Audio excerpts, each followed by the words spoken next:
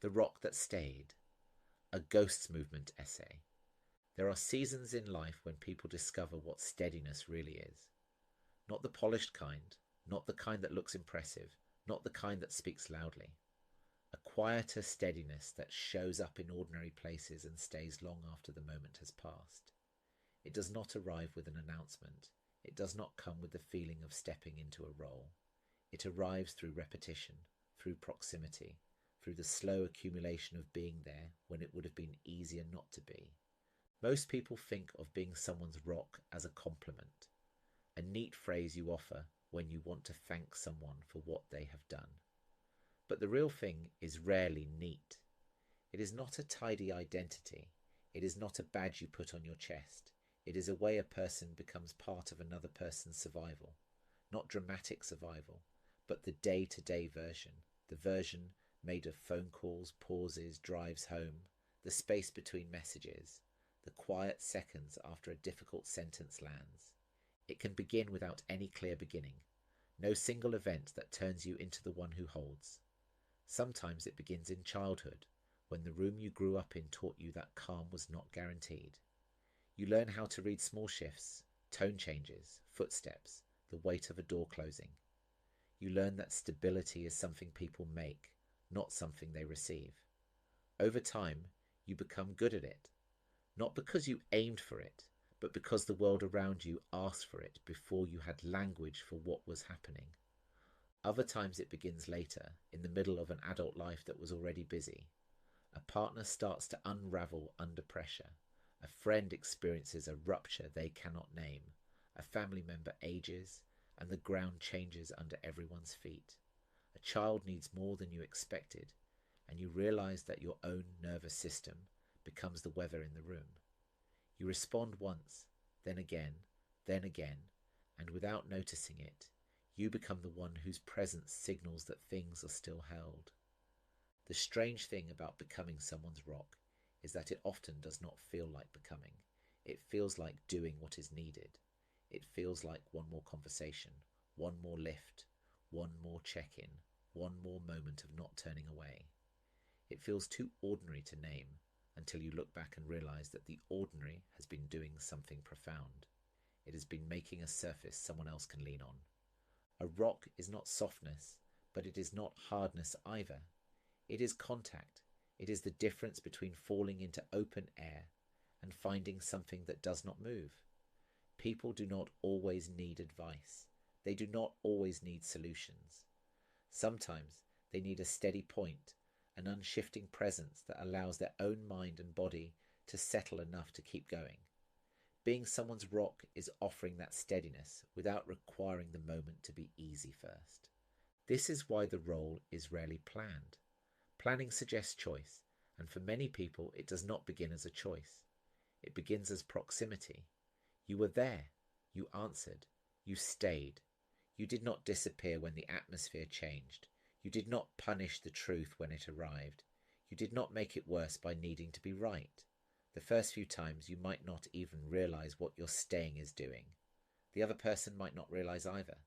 They just notice that they can breathe again when you are present. Over time, trust forms in the body before it forms in language. A person begins to call you when the world tilts. They begin to look for you in the room when the conversation turns heavy. They begin to send the message that starts with, "Are you free?" And what they really mean is, "Can you hold this with me?" You might not be the only one they rely on, but you become one of the steady points in their landscape. And landscapes shape people. They shape how a person walks through their life, how they recover, how they face what they thought would break them. The role can be quiet enough that it becomes invisible. That is part of its nature. Rocks are not praised for doing their job. They are expected to be there. This expectation can be tender, and it can also become weight. Not because the person you love wants to burden you, but because reliance grows naturally around what proves reliable. People lean where they have leaned before. In times of pressure, the body returns to what it knows. The line between being trusted and being taken for granted can be thin, and often nobody notices when it has been crossed. Sometimes you do not notice either. You simply keep holding because holding has become normal. There is a particular kind of tiredness that comes from being steady all the time. Not the tiredness of activity, but the tiredness of remaining composed when your own inner weather is shifting too. The tiredness of keeping your voice level while your mind is racing. The tiredness of listening carefully when you would rather go quiet. The tiredness of being the one who does not add more chaos to an already chaotic moment.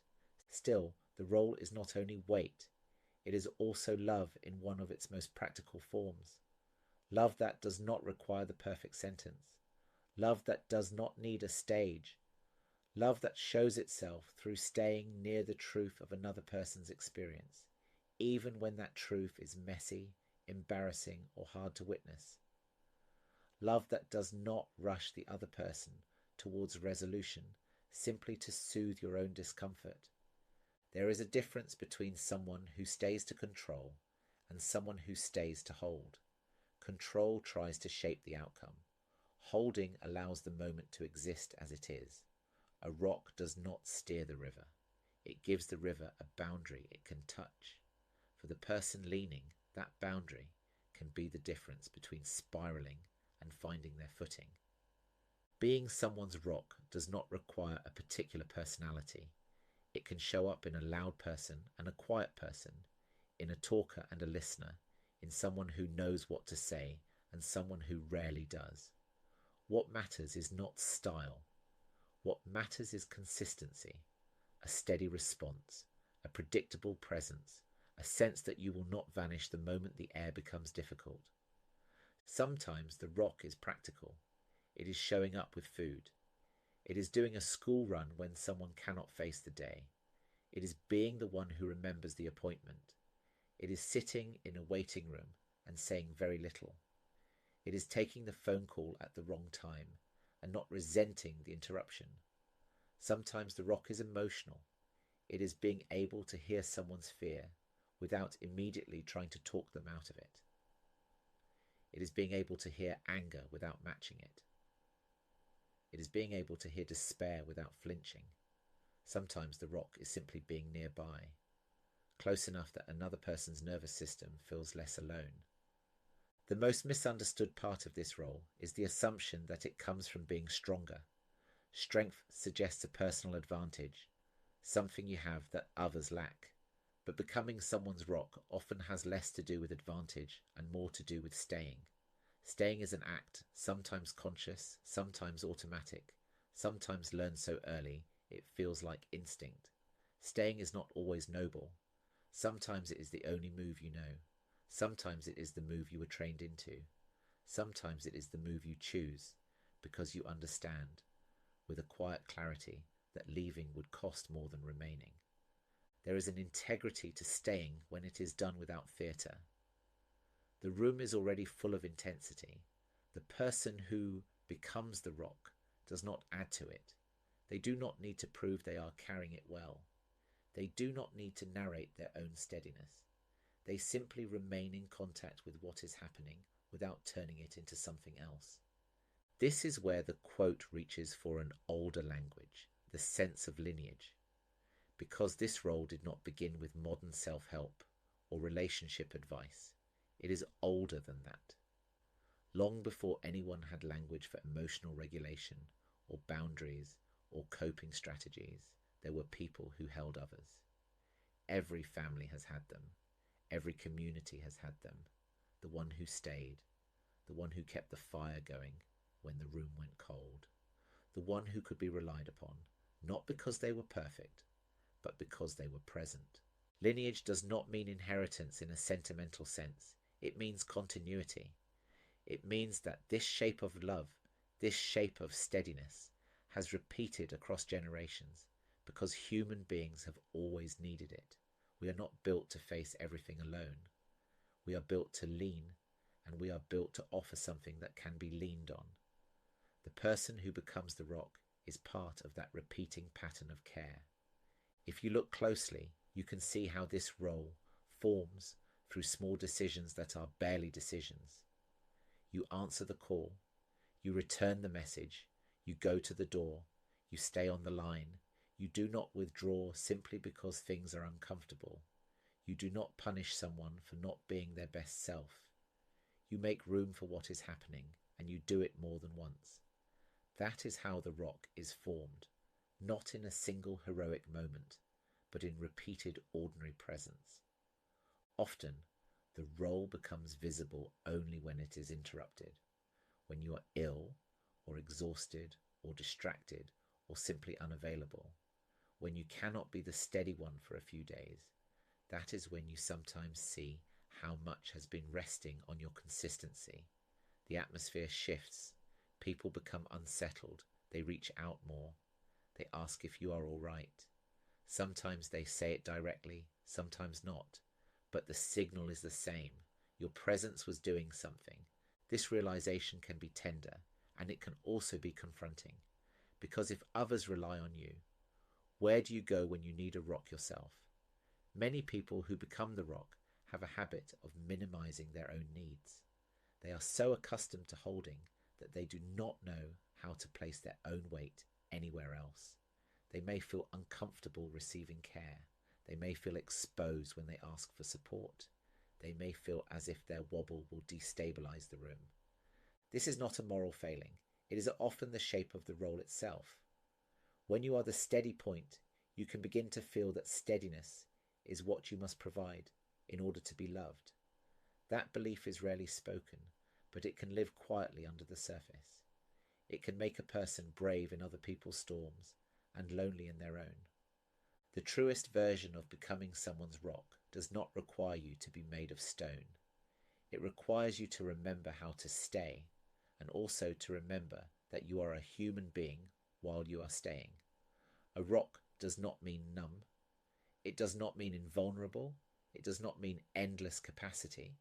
It means steadiness in the moments where steadiness matters, and honesty about the fact that the person who holds is also held somewhere by something, even if it is only by the simplest things. Sometimes it is held by routine, the kettle, the mug, the familiar chair, the morning light against the kitchen wall. Sometimes it is held by the body, by breath, by the feel of your own feet on the floor when you have to anchor yourself before you speak.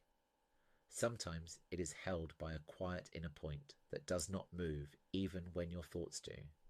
The part of you that can witness without collapsing into the story. The part that stays. Being someone's rock does not mean you must carry everything. The role does not have to become a trap. It can remain what it is at its best, a form of love that is practical and real, a steady presence that allows another person to find their footing again, a surface they can touch when their own inner ground feels unreliable. There is also a dignity in being part of this ancient thread. Not dignity as pride, but dignity as recognition, the kind that says what you have been doing matters, even if it has been quiet, even if nobody has named it, even if you did not plan it, you became it through staying. If you are someone's rock, you may not feel special, you may not even want to be noticed, but you can allow yourself one truth. The steadiness you offer is not small. It changes rooms. It changes days. It changes what a person believes is possible when they are close to breaking. People do not always remember the advice they were given. They do remember the person who did not leave. That is the heart of becoming someone's rock. Not strength as an identity, but staying as a practice of love. Not perfection, but presence. Not being above the mess, but being steady inside it. And if you have become that for someone, then you are part of something older than your own story, a lineage of human beings who held the line of care, quietly, so that life could continue. You did not plan it. You became the ground. You remembered how to stay.